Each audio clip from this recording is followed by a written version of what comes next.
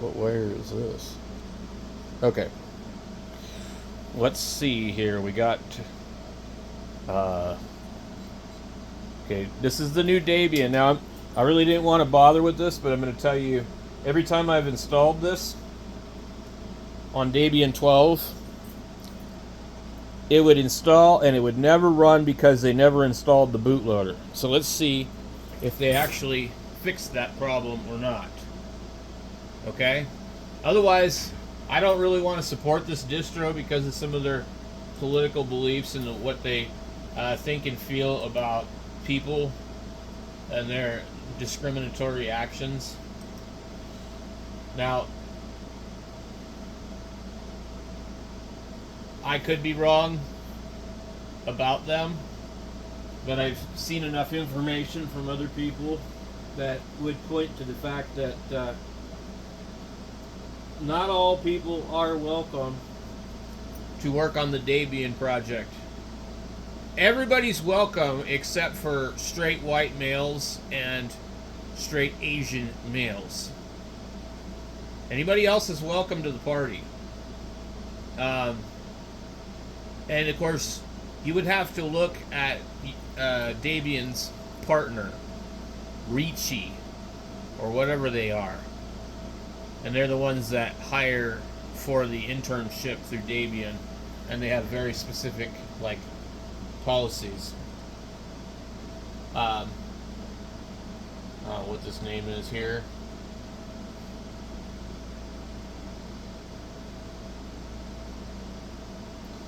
Let's see. We'll just call it DB. Alright.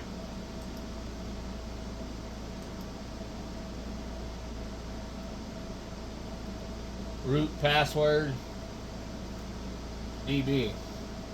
Because we're going to wipe this after we're done. DB. It may not let us do that. DB. And you guessed it, DB.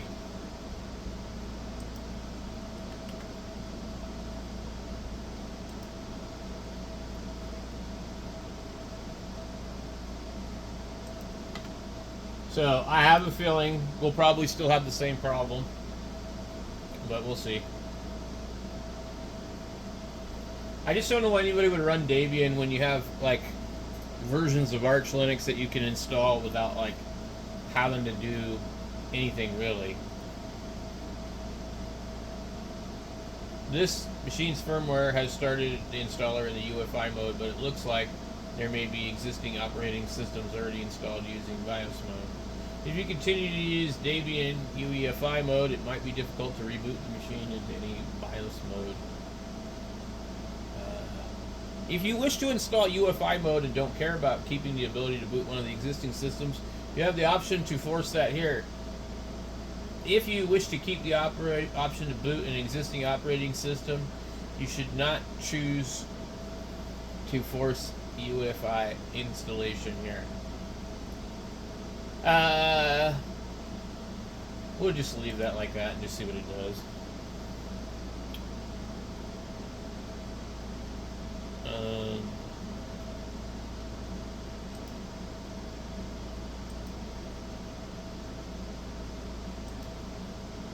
No, we really don't need to do that because we're actually going to wipe the whole thing.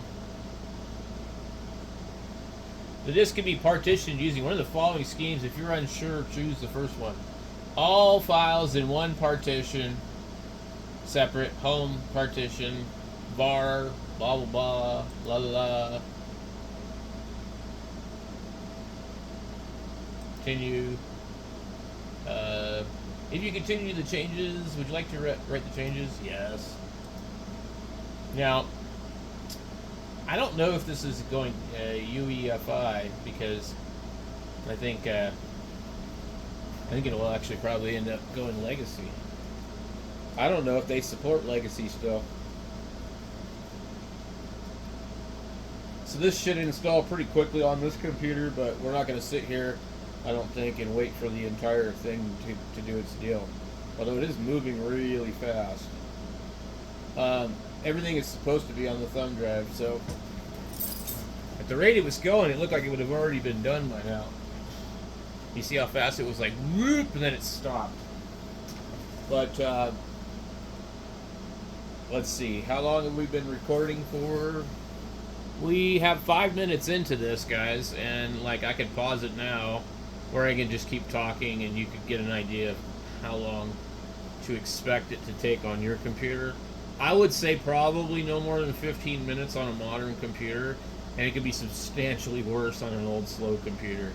And I don't know if this really supports older hardware anymore. For all I know, it might not support this thing. This is the i5-8400. I don't know what year the MSI Z378 Pro came out. I want to say maybe 2018, 2019, 2020. Hard to say. But you can see we're moving pretty slowly now. So I'm going to come back when it's done. And as soon as I say that, it will probably shoot up. Okay, I looked it up while we were waiting, and it says it was released October 2017. So, yeah, it really isn't that old. But I guess if you're younger and you haven't been alive on the planet for as long, then it probably seems pretty bad. Yeah. Like, I moved here then. It seems like a long time ago. But it really wasn't that long ago. Now, most of the computers I have out here are older than this. So, a lot of stuff from 2014, 15, 16, somewhere around there, and some that are much older. But not too much past 2010. Alright, so it looks like it's getting close. We'll be back when it gets done. Alright, where are we at? A network mirror can be used to supplement software that is included on the installation media. This may also make newer versions of software available. You are installing from a DVD, even though it contains a large selection of packages. Some may be missing. If you will have a reasonably good internet connection, use of a mirror is suggested. If you plan to install a graphical desk environment, yeah. And we're going to pick the Berkeley EDU one. And I like that one because it's usually pretty good. We've had a couple where they just stalled, so I found that when I had that problem, I used that one, and it seemed like it worked well. So we'll see how long does this process take. So, honestly, no matter what the company's political beliefs are, if using the software isn't defiling you or devaluing your morals while you use it, I guess it really doesn't matter what the people behind the project believe or think or say. Obviously, a lot of us use Windows, and we know what Bill Gates does, thinks, says, and feels to some degree, and it's not very nice. Of course, that is a reason why a lot of people don't want to use Microsoft.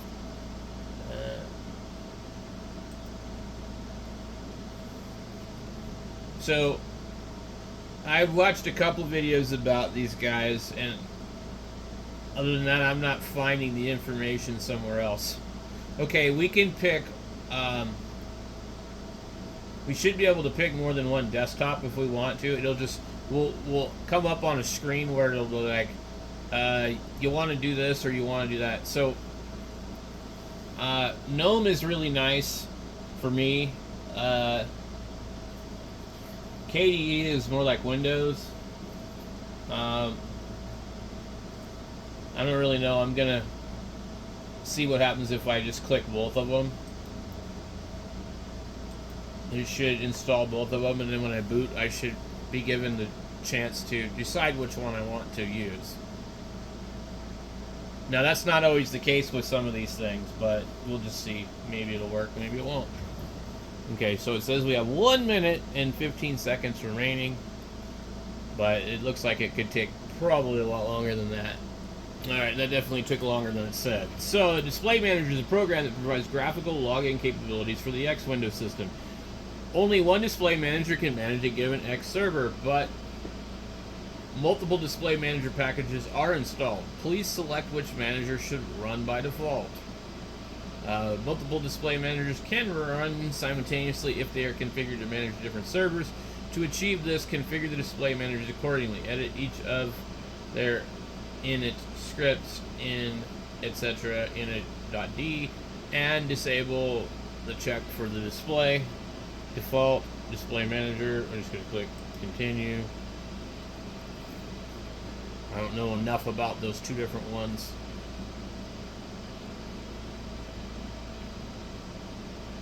So this is going to take a while, so we'll be back.